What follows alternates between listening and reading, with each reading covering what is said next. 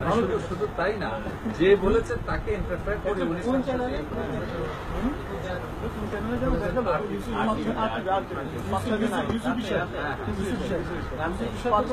মানে গতকাল রাতেও ওনাকে মানে এইভাবে আটকানোর চেষ্টা করা হয়েছে। উনি ওনাকে আটকানো যায় না, আটকায় কথা হলো যে বলতে দিচ্ছেন ভয়েসটা একটু আপার আছে তো, বলতে না দিলেও উনি ওর উপরে গিয়ে বিস্তার করতে পারে। এটাই দেওয়া হওয়া দরকার, যে জানে যে এরা এরকম, ওই জন্য উনি এইভাবে বলে চলে যাবে। একটা প্রশ্ন আসছিল একটা প্রশ্ন আসছিল যে সেদিন বলছে চরমনের পৃষ্ঠাকে উঠতে দেওয়া হয়নি। বন্ধ করুন এটার ব্যাপারে কি এই কথাটা একটু স্টপ করেন। আপনি জানতে চাইলে আলাদা জানবেন। মুরব্বীর জায়গায় থাকতে দেন। মুরব্বীর ব্যাপার তারা সমাধান করবে, আমরা কথা না। আমি একটা কথা বলি, না, এই কথাটা যদি আপনাকে এখন মিডিয়া বলে আপনি তো সেটা পারবেন না। উনি জানতে চাইছে মানে আপনি এখানকার আলোকে আপনার জবাব দেন। উই মাস্ট বি স্যাটিসফাইড যে এটা জবাবটা কি আছে। সেদিন অবশ্য আপনিও ছিলেন, কারণ তা না হলে যখন চুপ হয়ে যাবে তখন যে সময়টাই উঠতে দেওয়া হয়নি, সেখানে কিছু ঘটনা আগের পরের কিছু ঘটনা আছে। যেমন আমি আপনাকে বলছি, বেশ কিছু বিষয় আছে যেগুলো আল্লামা আহমদ শরীফ সাহেব আন্তরিকভাবে কাছে দেখার জন্য চেয়েও পাননি, শেষ পর্যন্ত এই সিদ্ধান্ত নিতে বাধ্য হয়েছে। এমন কিছু বিষয় আছে, যেমন 29 তারিখের সমাবেশে, এরও আগে আসে, এর আগে ইমান ও দেশ রক্ষা আন্দোলন নামে আপনার ঢাকাতে একটি আন্দোলনের সূচনা হলো, গড়ে উঠল। তো সেখানে বেফাকের মাওলানা আব্দুল জব্বার সাহেব সরাসরি চরমোনাই পীর সাহেবের সাথে ফোনে কথা বলেছেন। তখন উনি ওই চরমোনাই মাহফিলের প্রস্তুতিতে ব্যস্ত ওখানে। এবং এই যে বলেছেন কিনা এটা আমি যাচাই করেছি সরাসরি। আবার মাওলানা আব্দুল জব্বার সাহেবের কাছে জিজ্ঞেস করেছি যে আপনার ব্যাপারে এরকম বলা হচ্ছে, আপনি কথা বলেছেন, আদৌ কি বলা হয়েছে? হ্যাঁ। উনি জিজ্ঞেস করেছেন যে আমার এখানে এরকম ইমান ও দেশ রক্ষা আন্দোলনের নামে একটা সকল দলের একসাথে সম্মিলিত প্ল্যাটফর্ম হচ্ছে, আপনি বা আপনার পক্ষ থেকে কোনো প্রতিনিধি যদি আপনারা পাঠান তাহলে আমরা এখানে করতে চাই, আপনি যদি অনুমতি দেন তাহলে আমরা এখানে আপনার নাম দিব বা দেব না। উনি বলছেন হ্যাঁ আমার কি করে নাম দিব। ওনার পক্ষ থেকে এই ঘোষণার পরে এখানে নাম দেওয়া হলো। তারপরে জামিয়া রহমানিয়াতে যখন ঘোষণা হয়ে গেল, এই ঘোষণার পরে চরমোনাই পীর সাহেব এনাদেরকে কোনো কিছু জিজ্ঞেস না করে, কোনো কিছু না জানিয়ে প্রেস কনফারেন্স করে প্রেসে বলে দিলেন যে উনি এটার সাথে নাই। জি, ওনার অনুমতি নিয়ে ওনার নাম এখানে ওনার সম্মতিতে দেওয়ার পরে উনি যদি নাম প্রত্যাহার করতে চান তাহলে বলতে পারেন আমি এই কারণে সম্মতি দিয়েছিলাম, এই কারণে আমি প্রত্যাহার করে নিলাম, এটা বলতে পারেন। কিন্তু এটা বলতে পারেন না যে আমি এদের সাথে নাই। এটা একটা শিষ্টাচার পরিপন্থী বিষয়, এনাদেরকে উনি জানানো নাই, কথা বলেন না। এক। দুই নম্বর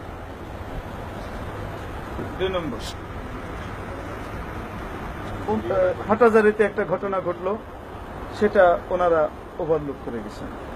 হাটাজারিওয়ালারা এটাকে থাক, যা হওয়ার গেছে। 3 নম্বর ঘটনা আপনার এই যে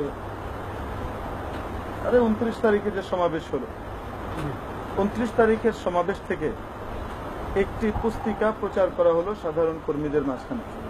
সেই পুস্তিকার ভিতরে কালের কণ্ঠ, প্রথম আলো, এক কথায় ইসলাম বিরোধী যে পত্রিকাগুলো রয়েছে, এই সমস্ত পত্রিকা এবং আরো কিছু পত্রিকার আপনার বিভিন্ন রিপোর্ট কাটিং এনে ওখানে সম্মিলিত করে জমা করে এই কথা প্রমাণ করার চেষ্টা করা হয়েছে এই পুস্তিকাতে যে হেফাজতে ইসলাম মূলত হেফাজতে জামাতে ইসলাম, এবং হেফাজতে ইসলাম এরা বিএনপি থেকে, এর কাছ থেকে, ওর কাছ থেকে টাকা খেয়ে এদের দ্বারা এই সমস্ত কাজ করছে।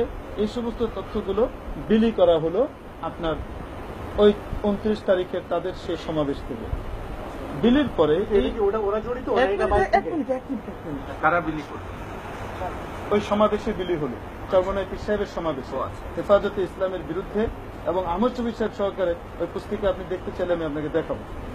এরপরে শুনেন, এখন এই রিপোর্ট যখন নাকি লালবাগ পৌঁছল, তারপরে আপনার অন্যান্য জায়গাতে পৌঁছল, তখন ইতিমধ্যে জুনায়েদ বাবুর নগরী সাহেব সহকারে হযরত আমর শফি সাহেব লালবাগে চলে এসছেন, মার্চের 3 দিন আগের কথা, চলে এসছেন।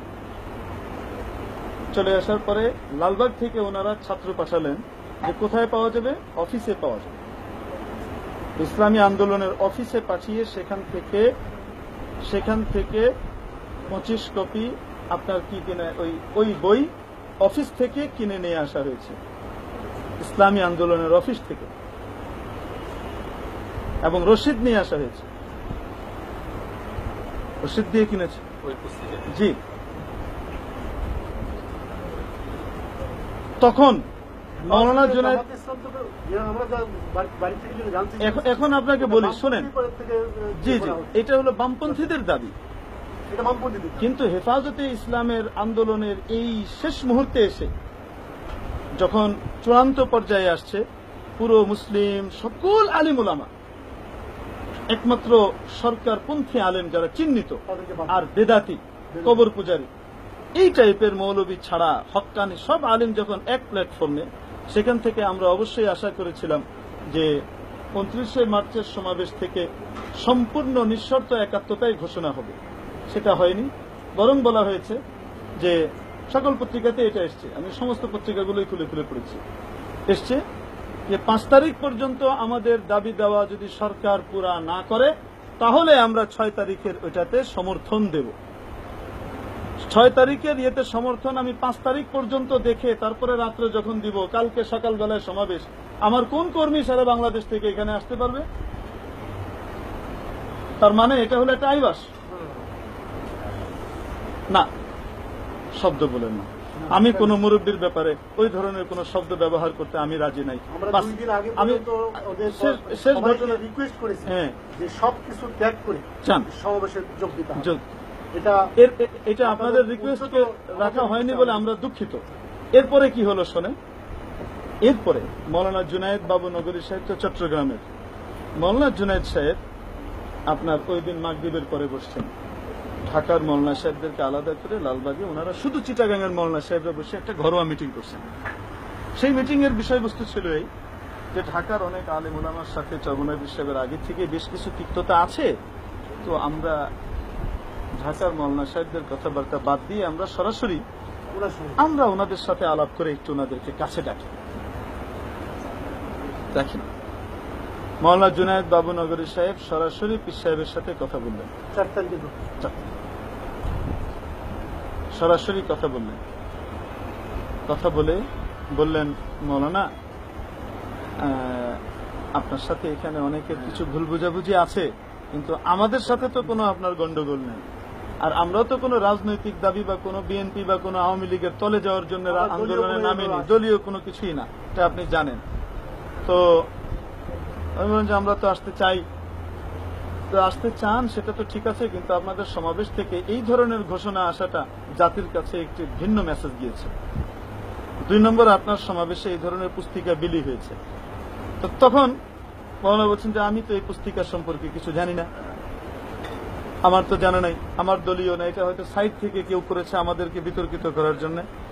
তখন মৌলানা জুনায়েদ সাহেব বলেছেন মৌলানা আমার হাতে এখন পুস্তিকা আছে, আমি কিছুক্ষণ আগে লালবাগ থেকে আমি নিজে লোক পাঠিয়ে সেই পুস্তিকা আনিয়েছি, আপনার অফিস থেকে আনিয়েছি, হ্যাঁ উইথ রিসিপ্ট, আমার কাছে রিসিপ্ট আছে।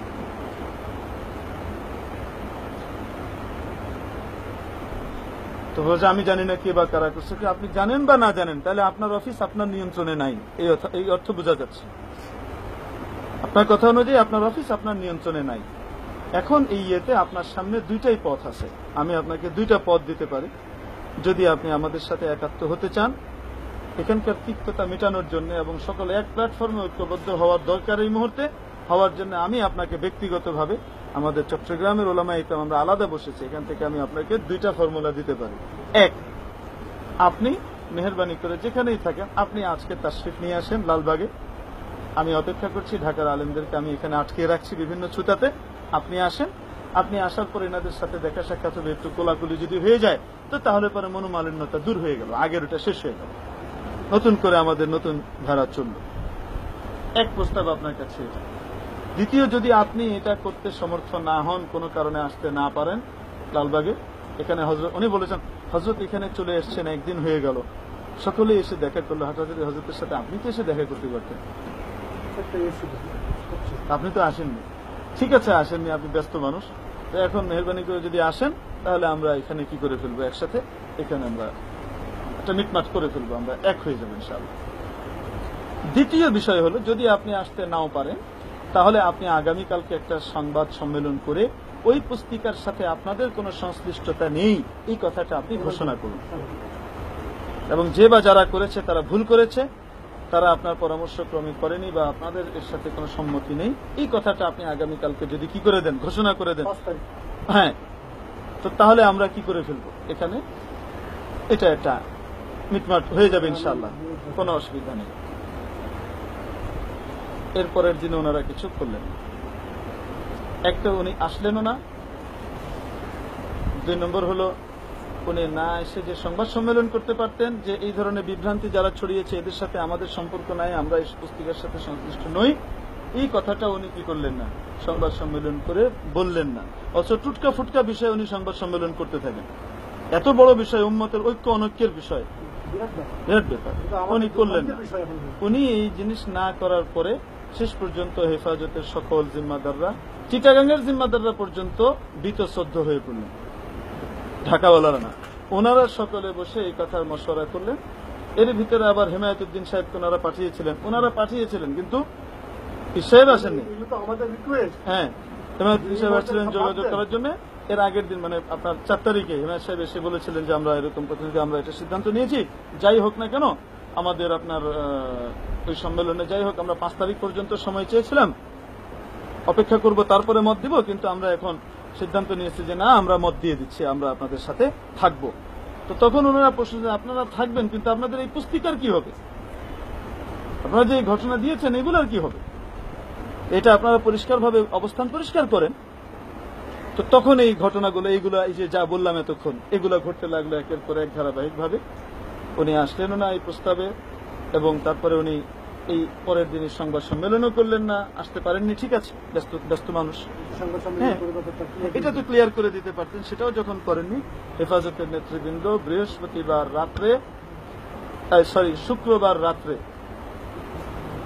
শুক্রবার রাত্রে 5 তারিখ রাত্রে ওনারা শেষ পর্যন্ত সিদ্ধান্ত নিলেন চরমোনাইকে রাখা হবে না। যখন তারা একের পর এক আমাদের সাথে কি করছে, বিভিন্ন জায়গাতে ওয়াদা দিচ্ছে, সরে যাচ্ছে, ওয়াদা দিচ্ছে, সরে যাচ্ছে। ইতিপূর্বের ঘটনাগুলো বাদ দিলেও বর্তমানে যে অবস্থাটা হয়েছে, বাম রামপন্থীদের ভাষায় যদি চরমোনাইয়ের দলের লোকজন কথাবার্তা বলে তাহলে এটা তো বড় বিভ্রান্তি হবে। অতএব তখন ওনারা সিদ্ধান্ত নিলেন, ঠিক আছে, ওনাদের ছাড়াই আমরা কি করবো, ইনশাল্লাহ আন্দোলন করব, ওনাদেরকে আসতে দেওয়া যাবে না। বাস তারপরে তখন রাত্রেবেলায় এটিএম হেমায়েতুদ্দিন সাহেবকে ফোন করে জানিয়ে দেওয়া হলো যে জনাব, আমরা সিদ্ধান্ত নিয়েছি যে আমরা আপনাদের ছাড়াই ইনশাল্লাহ আন্দোলন করব, আপনাদের আন্দোলন আপনারা করতে থাকেন, আমরা আপনাদের ছাড়াই করব ইনশাল্লাহ, এবং দয়া করে আপনারা আগামীকালকে মেম্বরে আসবেন না, মেম্বরে উঠতে না দেওয়ার সিদ্ধান্ত হয়েছে। এই সিদ্ধান্ত শুক্রবার রাত্রে জানিয়ে দেওয়া হয়েছে শনিবারের ব্যাপারে। এই জানিয়ে দেওয়ার পরেও ওনাদের মধ্যে দুপুর 11:30 সাড়ে 11টার দিকে ফয়জুল করিম সাহেব গাড়ি নিয়ে ট্রুত করে বাজাতে একদম মেইন রাস্তা দিয়ে, যে রাস্তা একদম সমাবেশের সামনের দিকটা লোকজন ভর্তি, ওখান দিয়ে তারা এগিয়ে গেছে। যে বাঁশ দেওয়া ছিল স্টেজের চারপাশে, সেখানে ওনাদেরকে আটকানো হলো, যে না, সেখানে ধাক্কি করে বাঁশ ভেঙে ভেতরে ঢুকে গেছে। এরপরে মঞ্চে উঠবে, তখন মঞ্চে উঠতে বাধা দেওয়া হয়েছে। যেখানে নিষেধ করা হয়েছে এর আগের দিন পরিষ্কারভাবে অবস্থান জানিয়ে দেওয়া হয়েছে, কেন ওনারা ওখানে বিশৃঙ্খলা করার জন্য গেলেন। এরপরে কিছুক্ষণ পরে আবার আপনার এই 2:30টার দিকে, না, ফয়জুল করিম, মেজপীর সাহেব, মেজপীর, না, আন্দোলনের হেমায়েতুদ্দিন, ওই হেমায়েতুদ্দিন সাহেব, এটিএম হেমায়েতুদ্দিন, অধ্যাপক এটিএম হেমায়েত।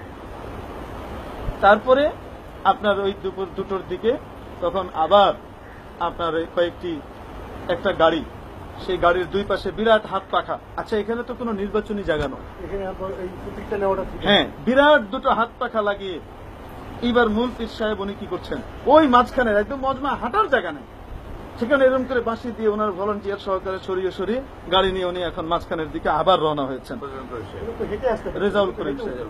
তখন মঞ্চ থেকে বলা হয়েছে ওই গাড়িটা কার বা কাদের, ওটাকে ভলান্টিয়াররা আটকান, এখান দিয়ে কোনো গাড়ি ঢুকবে না, সমাবেশের মূল জায়গা দিয়ে কোনো গাড়ি ঢুকবে না, আটকান। তখন আটকানো হয়েছে। এখন আপনি বলেন চরমোনাই পীর সাহেবকে উঠতে দেওয়া হয় নাই যাওয়ার